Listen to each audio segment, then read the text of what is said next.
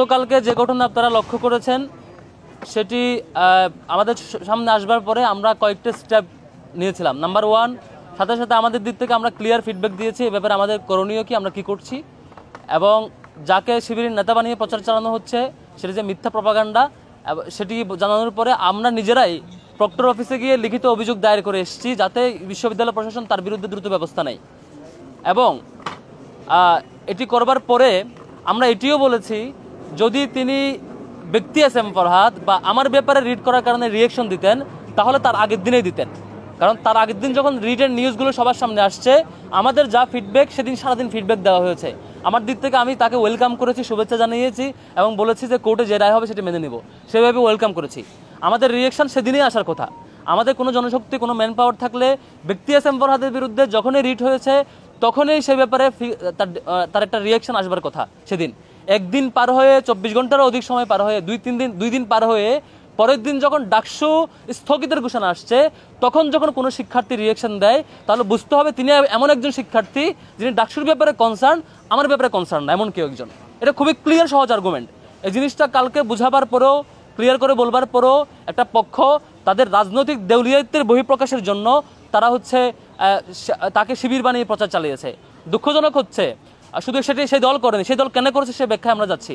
কিছু মিডিয়াও কালকে এমনভাবে প্রচার করছে যে মনে হচ্ছে যে হুমকিটা মনে হয় আমি দিয়েছি, এমনভাবে নিউজ প্রচার করছে। বেশ কয়েকটি পত্রিকাকে কনসার্ন জানানোর পরে তারা চেঞ্জ করেছে শিরোনাম, বলেছে আমরা তো তখন বুঝি নাই, আপনাদের প্রেস কনফারেন্সে তো আসি নাই, ফিডব্যাক জানি নাই, দেখি নাই, এই ধরনের এক্সকিউজ দেখিয়ে ভুলে আমাদের এটা হয়ে গেছে, আমরা ঠিক করে দিচ্ছি। এরকম বেশ কিছু পত্রিকা এবং পোর্টাল তাদের এরকম ফিডব্যাক দিচ্ছে। এটা কেন জানেন?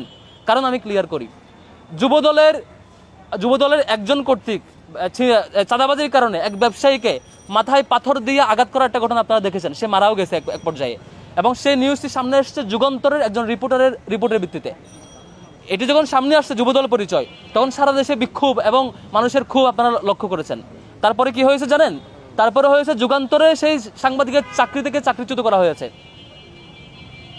এই নিউজে যুবদলের পরিচয় সামনে আসবার কারণে পরবর্তীতে সেই সাংবাদিককে যুগান্তর থেকে চাকরিচ্যুত করা হয়েছিল। এজন্য আপনারা সবাই ভয় পান, সাংবাদিকরা ভয় পায়। সাংবাদিকরা কি করে, আর কেউ বেশ কিছু সাংবাদিক কেন যেন আবারও সেই সামনে আরেকটি পক্ষকে ফেসিবাদ বানানোর পরিকল্পনার অংশ হয়ে গেছে, তারা সত্যটা প্রকাশ করতে পারছেন না অনেকেই। এটা খুবই দুঃখজনক। এখন আসি, ছাত্রদল কেন এই স্ট্যান্ড নিল, তারা নিশ্চিতভাবে সেটি মিথ্যা জানবার পরে কেন স্ট্যান্ড নিল সেটি একটু ক্লিয়ার করছি। আপনারা দেখেছেন কৃষি বিশ্ববিদ্যালয়ে ছাত্রদলের লোকজন বহিরাগত নিয়ে ভিতরে গিয়ে শিক্ষার্থীদের উপর হামলা করেছে, সেটি সামনে আসে নাই, আপনারাও মিডিয়ার সামনে আনান নাই, সেটি তাকিয়েছিলেন। আপনারা দেখেছেন চট্টগ্রাম বিশ্ববিদ্যালয়ে শতাধিক শিক্ষার্থী আহত হয়েছে, শিক্ষক আহত হয়েছে।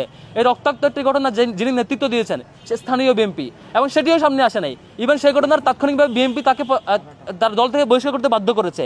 এত শত সুস্পষ্ট প্রমাণ এবং ভিডিও থাকা সত্ত্বেও মিডিয়ায় সেটি সামনে আসেনি, এবং সেটি যখন সোশ্যাল মিডিয়ায় সমালোচনা হচ্ছিল।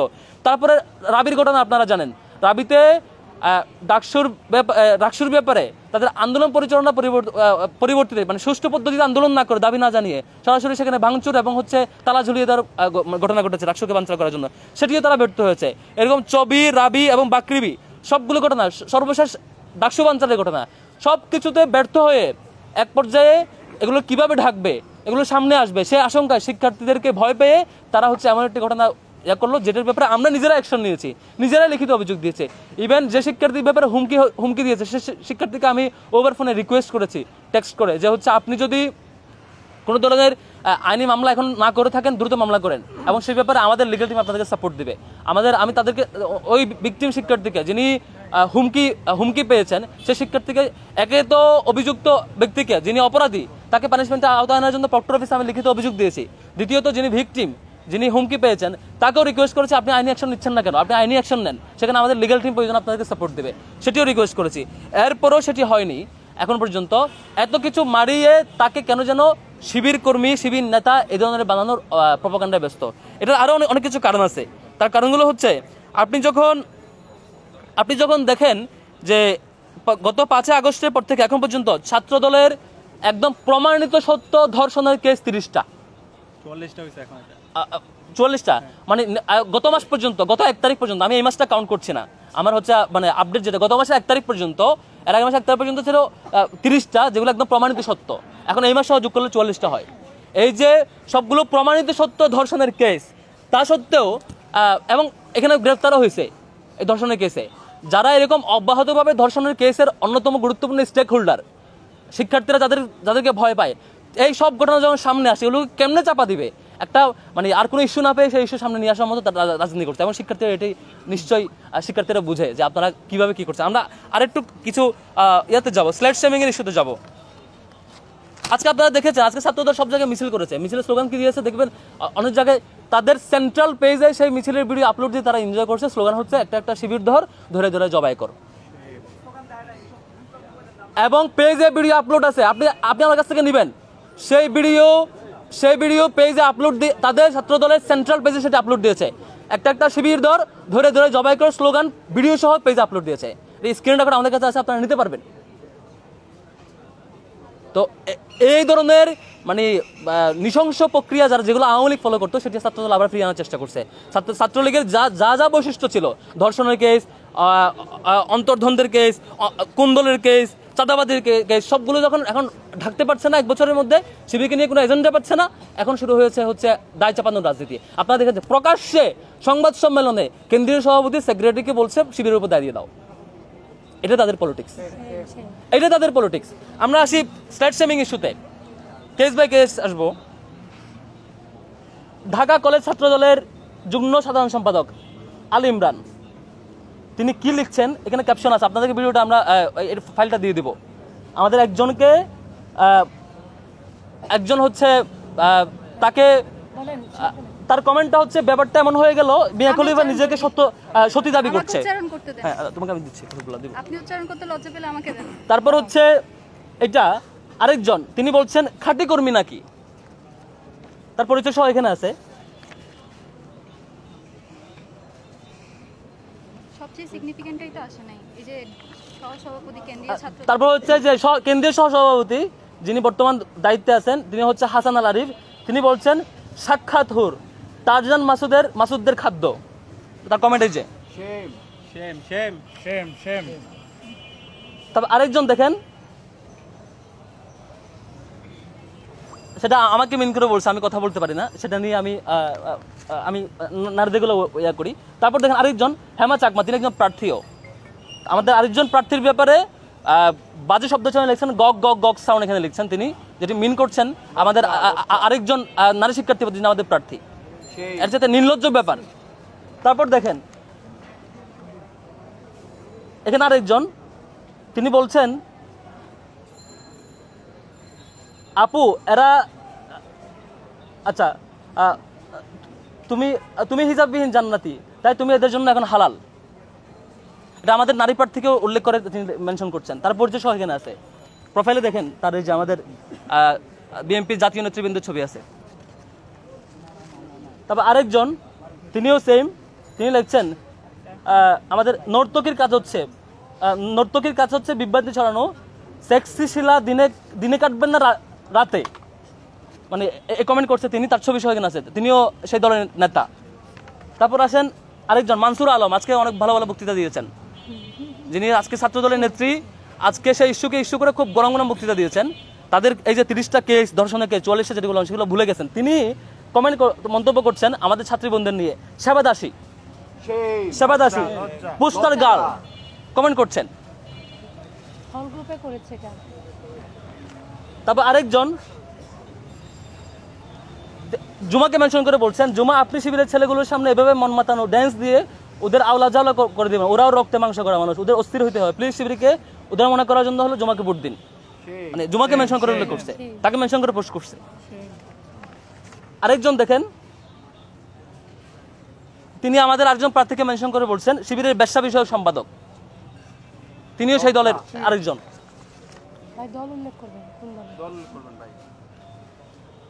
তবে আরেকজন দেখেন তিনি লিখছেন গুপ্ত শিবিরের খাদ্য এগুলো।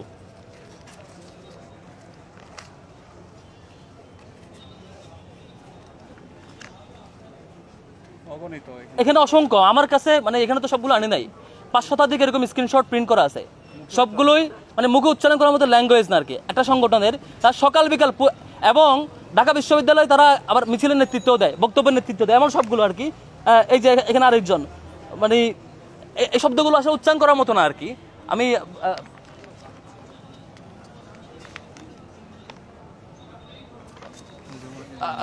আমি জমাকে ফরওয়ার্ড করবো এরপরে। তারপরে হচ্ছে আপনারা দেখে থাকবেন এই ধরনের টানা এরকম অব্যাহত স্ল্যাট শামিং এর পরে শুধু এইটুকু না, আমাদের এই প্রার্থীকে নিয়ে এবং আরো কয়েকজন প্রার্থীকে নিয়ে সেই দলের নেতৃবৃন্দ বাজে ভিডিও তৈরি করে প্রচার করছে এবং সেই ছবিতে তার ফেস এড করে অশ্লীল ভিডিও এবং অশ্লীল ছবি তৈরি করে অব্যাহতভাবে প্রচার করছে এবং ইনবক্সে পাঠাচ্ছে যে তুমি যদি এটা না করো, ওইটা না করো, সরে না আসো, নির্বাচন করো, কন্টিনিউ করো, তাহলে এগুলো সামনে নিয়ে আসবো।